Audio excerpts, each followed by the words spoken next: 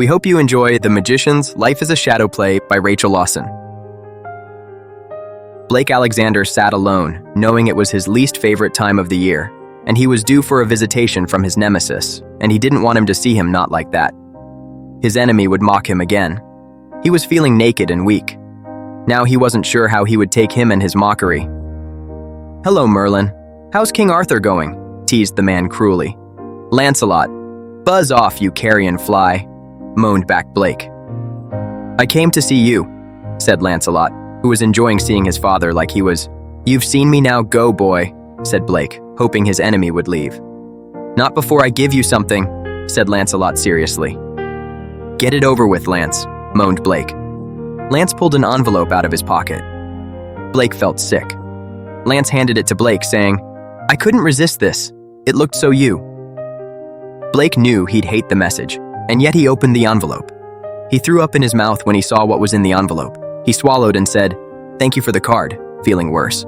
It was a birthday card with Sean Connery as an old man holding a walking stick in a parody of James Bond with the legend "Oh, oh, old" on it, and instead of "License to Kill," it read "License to Grumble." Blake hated it as much as he hated his birthdays.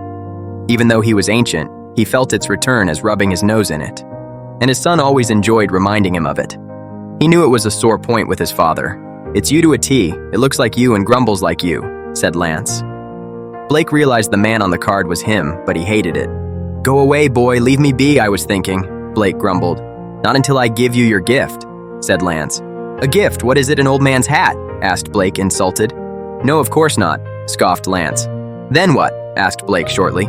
Lance pulled a long, wrapped-up thing that looked like a walking cane out of thin air. "Are you kidding me?" asked Blake. "No," said Lance. Blake was sick in his mouth again. "I thought you could use it," said Lance. "Unwrap it," Lance said eagerly. Blake did. "What do you think?" said Lance. "I think an old man will beat you to death with a stick if you don't go," hissed Blake thoroughly over the visit. "Okay, I'll go," said Lance, leaving the way he came, disappearing into thin air. "Finally," moaned Blake, closing his eyes, dropping off to sleep and snoring loudly. Not long after, a woman walked into the room where Blake was snoring. "Wake up, Blake," said the woman, snapping as she shook him awake. "What? Where am I? Oh," moaned Blake, waking up. "You were snoring again," accused the woman. "I don't snore," Blake snapped back, insulted. "You do. And you could wake up the dead," the woman told him. Blake was annoyed at having been woken up. "Your neighbors are complaining about you again, you old dragon," said the woman. "They are too sensitive," moaned back Blake. "Sensitive? You're a grouch," the woman accused. Blake waved his birthday card at the woman. "I'm old. I have a license to grumble," moaned Blake. "You aren't James Bond," said the woman, a nurse. "I may look like him, but I am not him," said the insulted Blake. "You look nothing like him," said the nurse to the man who looked more like an old bearded Merlin. Blake got up, left the room with his cane, and went to the common room of the retirement home, where he was now living as an old man. "When is the choir on?" "I want to join," said Blake, hearing about it from another resident whom he was talking to. "Tonight in the recreation room," said Maud, the person Blake was talking to. "Do you want to try out?" "Yes," said Blake. "Oh, nice, they are lovely people," said Maud to Blake, who was new at the home. "Nice, I love to sing," said Blake, smiling. Later in the recreation room. "Hello, I want to join your choir," said Blake. "Do you know what your voice is?" asked the choir's conductor. "Lyric tenor," Blake said, "and composer." "Nice to join the tenors over there." "What do you write, I'm curious?" the conductor asked. "I brought a song with me," said Blake. "Oh, nice, can we play it?" asked the pianist who accompanied the choir. "Okay," said Blake, handing over the music score. "Mind if I sing along with it?" "Okay," the pianist said.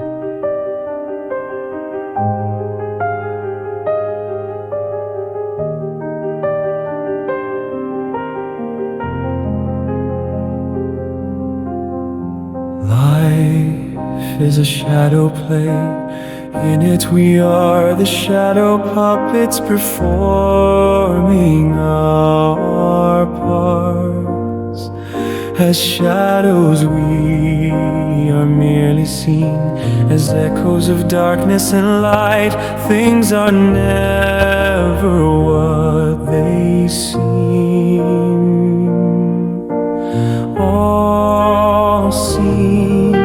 is merely a dream and an illusion.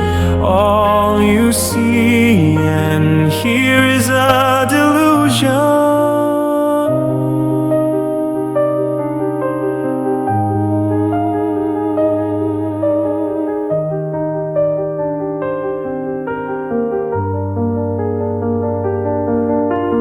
Life is a shadow play. In it we are the shadow puppets performing our parts. As shadows we are merely seen as echoes of darkness and light. Things are never what they seem. All seen is merely a dream and an illusion. All you see and hear is a delusion.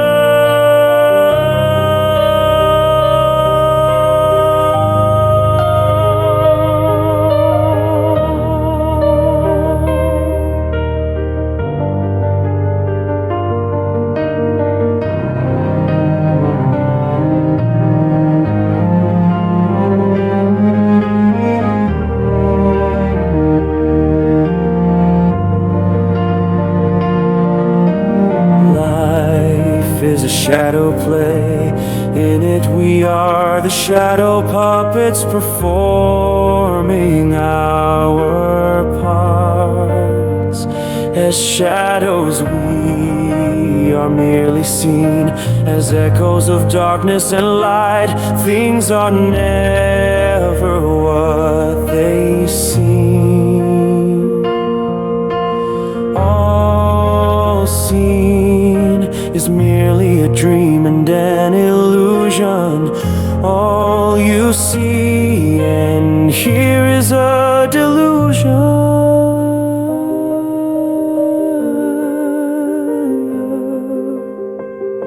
We are merely echoes of shadow and light, merely illusions to the side.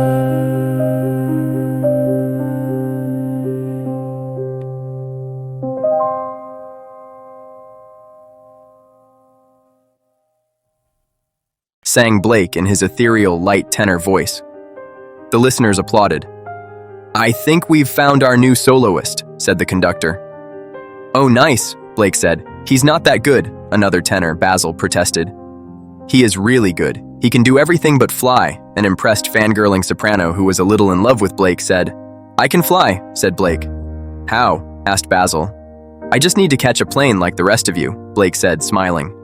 A few of the choir laughed at the joke. Blake sang the tenor solo parts for a month and was considered their soloist and main composer. They were so impressed by his skills. It all changed one day when a tall young man in a black tuxedo, top hat, and domino mask appeared in the room out of thin air. They asked him who he was. "Mortimer, the king of death," said the masked man.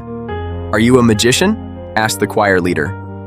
"Something like that," the masked man said mysteriously. Basil was nervous. "Why are you here?" Maud asked him. "I came for him," said the king, pointing at Basil. "Why?" asked Basil. "He tried to kill me," the king said. "I did nothing of the sort," said Basil, nervously. He didn't even know the man. The king's mask melted away. He was a handsome young man with a beard. His features transformed into those of an old man. He looked like old Blake, and they recognized him. Basil was scared. He knew he had killed Blake. "What are you?" "I killed you," said the scared killer, backing off. Blake walked to his killer. "You did, but I can't stay dead," Blake said. "I am the king of the Grim Reapers. I knew someone was killing people here, so I came to entrap them." The killer turned white with terror. "What are you going to do with me?" asked the killer. Blake smiled. "I have come for you," Blake said dramatically, returning to the young masked magician. The king grabbed the killer with his hand. The killer screamed and closed his eyes. "Who's your prey, Mortimer?" asked a voice Basil didn't know. The killer opened his eyes. He was even more scared. He was in a police station, surrounded by uniformed policemen. Blake threw a recording device at the talker, a uniformed sergeant. It's a confession he confessed as he killed me. He was getting rid of his rivals. He wanted to be a soloist in the choir at the retirement home we lived in, Mortimer said. The sergeant laughed, thinking of his nephew living at a retirement home. Why are we here? I thought, said the killer. Death would be a mercy, said Blake seriously. He's our coroner. He doesn't kill people, said the sergeant. I trapped you for them, said Blake.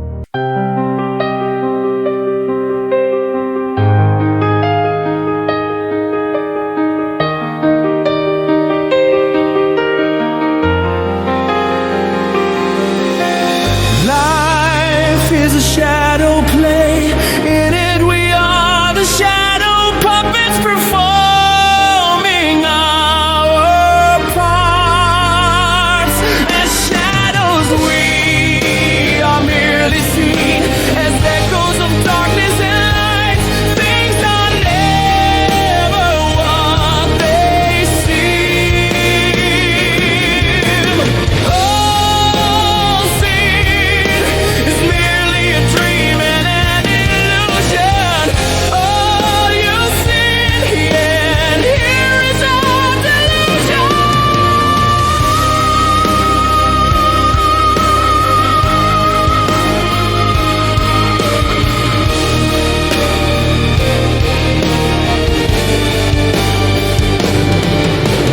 Life is a shadow play. In it we are the shadow puppets performing our parts. As shadows we are merely seen as echoes of darkness and light. Things are never what they seem. All seen is merely a dream and an illusion. All you see and hear is a delusion.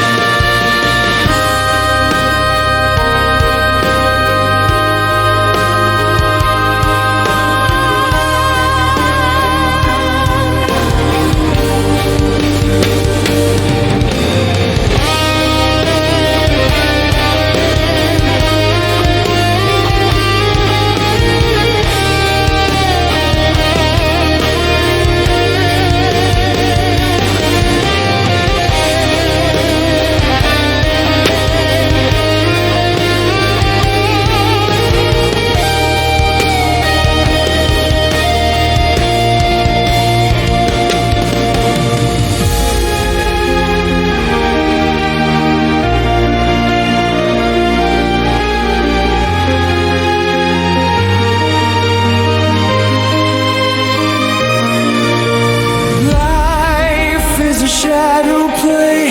In it we are the shadow puppets performing our parts.